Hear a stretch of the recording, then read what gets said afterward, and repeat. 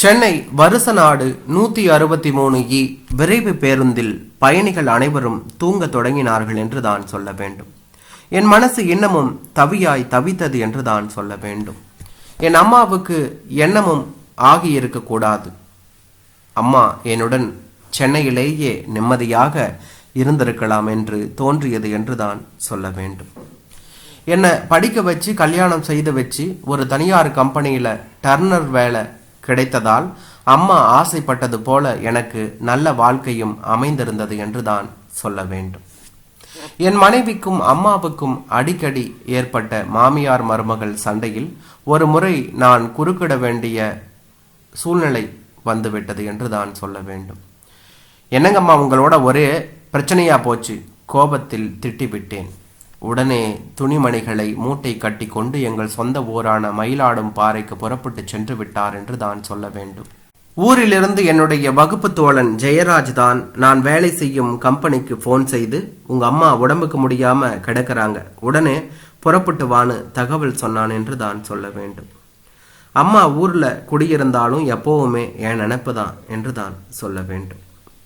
என்ன படிக்க வைக்க அவ பட்டப்பாடு கண் கொண்டு பார்க்க முடியாது. எனக்கு சத்தம் போட்டு அழுது தீர்க்கணும் போலதான் இருந்தது அப்போது என்று தான் சொல்ல வேண்டும். எனக்கு வட்டியில் சோறு வைக்கும் போதெல்லாம் அவ கைய பார்த்திருக்கேன். கையெல்லாம் கோடு கோடாக பாலம் பாலமாக கீறல் விழுந்திருக்கும். காய்ந்து போன பருத்தி செடிக்கு கீறின காயங்கள் இருக்கும். சோத்துல குழம்பு ஊற்றி அவ சாப்பிடும் போது அடிக்கடி கைய அவள் வாயருகே வைத்து கொண்டு ஊதிக்கொள்வாள் என்று தான் சொல்ல வேண்டும். கை எரிச்சலில் அவதிப்படுவாள். தீபாவளி தைப்பொங்கல்னு ஊரே நல்ல நாள் கொண்டாடனா கூட என் அம்மா அன்னிக்கும் வேலை கிடைக்குமா என்று தான் தெரிஞ்சவங்க கிட்ட விசாரிப்பாள். எங்ககிட்ட அடிக்கடி சொல்லுவா, டேய் கண்ணா, எனக்கு விவரம் தெரிஞ்ச நாள்ல இருந்தே எங்கள் அப்பாவை நான் பார்த்ததில்லை. எங்கள் அம்மா கருப்பா சிவப்பான்னு கூட எனக்கு தெரியாது. சின்ன வயசுலேருந்தே நான் அனாதையா சீரழிஞ்சவடா. இப்போ உங்கள் அப்பாவையும் பறி கொடுத்துட்டு நிற்கிறேன். நீயாவது நல்லா இருக்கணும், படித்து முடித்து ஒரு வேலையில் சேர்ந்து கை நிறைய சம்பாதிக்கணும், சந்தோஷமாக நிறைஞ்ச குடும்பமாக தலைக்கணும்டா. என் கஷ்டம் என்னோடவே முடிஞ்சிடணும்டா கண்ணா. என்னோட பாடெல்லாம் என்னோடவே போயிடணும். புலம்பி தவிப்பா, கிறுக்கியா அலையவா. அன்னைக்கு நான் அப்படி அம்மா கிட்ட கோவிச்சிருக்க கூடாது. தேனி டர்னர் பிரிவில் படிச்சுக்கிட்டு இருந்தேன். சனிக்கிழமை ஞாயிற்றுக்கிழமை என வார விடுமுறை வார வாரம் எங்கள் ஊர் மயிலாடும் பாறைக்கு போய் வருவேன் என்று தான் சொல்ல வேண்டும். எஜுகேஷ்னல் டூர் போகிறதுக்காக அம்மா கிட்ட 2000 ரூபாய் பணம் கேட்டிருந்தேன். யாருக்கிட்டையாவது கடன் வாங்கி தான் கேட்டிருந்தேன். பணம் தரலை.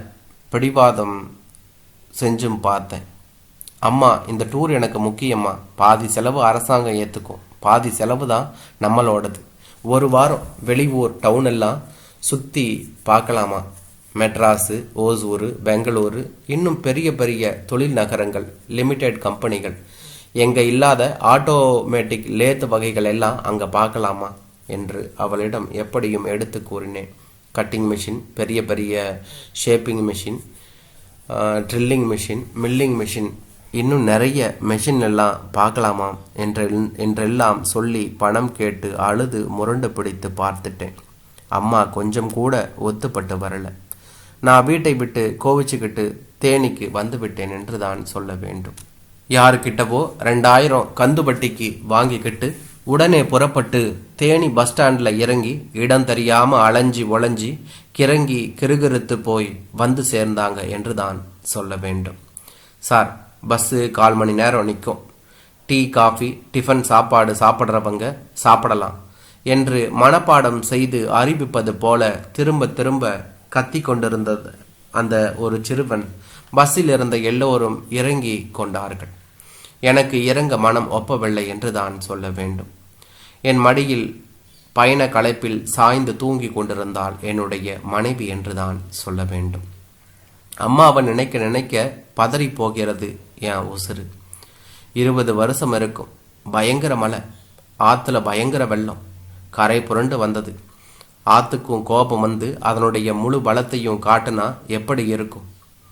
அந்த ஆத்த கடக்க பாலம் கிடையாது. எங்கள் ஊர் ஜனங்க ஆற்ற கடந்து தான் காட்டு வேலைக்கு போயாகணும். ஆற்றுல வெள்ளம் வரும் போதெல்லாம் ஜனங்களை ஆற்று வெள்ளம் இழுத்துக்கிட்டு போகும்.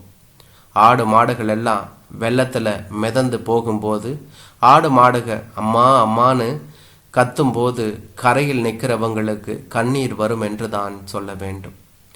ஜனங்கள் வெள்ளம் இழுத்து போகும்போது காப்பாத்துங்க காப்பாத்துங்கன்னு ஜனங்க கத்துறத காதால் கேட்க முடியாது, கண் கொண்டு பார்க்க முடியாது. கொடூரம், சோகம். அந்த காட்சியை பார்த்தவங்க பல பேருக்கு புத்தி பேதலிச்சு போயிருக்கு. அந்த வெள்ளத்தில் என்னோட அம்மாவும் போயிட்டாங்க. ஊரே கூடி எங்கேயாவது கரை ஒதுங்கி கிடக்கிறாங்களான்னு தேடி பார்த்தோம், காணலை. மறுநாள் எப்படியோ கரை ஒதுங்கி உயிரோட வீடு வந்து சேர்ந்தாங்க. என்ன உசுரோ, இனி கட்டையில் போனா கூட இது வேகாதுன்னு ஊரே ஆச்சரியப்பட்டு போச்சு என்று தான் சொல்ல வேண்டும். அம்மாவை நினைக்கையிலே எனக்கு நெஞ்சு வெடித்து விடும் போல இருந்தது. அழுகையை அடக்க இயலவில்லை என்று தான் சொல்ல வேண்டும். நானும் என் மனைவியும் தெருமுனையில் நுழையும் போதே ஆண்களும் பெண்களும் முதியவர்களும் எல்லோரும் ஓடி வந்து எங்களை கை தாங்களாக அழைத்து சென்றார்கள் என்று தான் சொல்ல வேண்டும். பாவம் தம்பி, உங்க அம்மா, உங்களுக்கு கல்யாணமாகி ரொம்ப வருஷமா குழந்தை இல்லைன்னு நம்ம ஊர் கோவிலுக்கு தலையில தேங்காய் உடைக்கிறதா நேர்ந்து கிடிச்சான். நேற்று தலையில தேங்காய் உடைக்கையில உங்க அம்மாவுக்கு மண்டை 2 உடைஞ்சிருச்சு. பாவம், நெஞ்சு குளிக்கும் தொண்டை குளிக்குமா உசுறு போகாம கிடந்து கஷ்டப்படுகிறது. நீங்க புருஷ முண்டாட்டி 2 பேரும் சேர்ந்து சீக்கிரமா தொண்டை குழியில பால் ஊத்துங்க, அப்பதான் உசுறு போகும் என்று சொன்னார்கள் என்று தான் சொல்ல வேண்டும். என் உயிருக்கு மருத அம்மாவை பார்த்தபடி பால் கிண்ணத்தை கையில் எடுத்தேன் என்றான் அவன் என்றான்.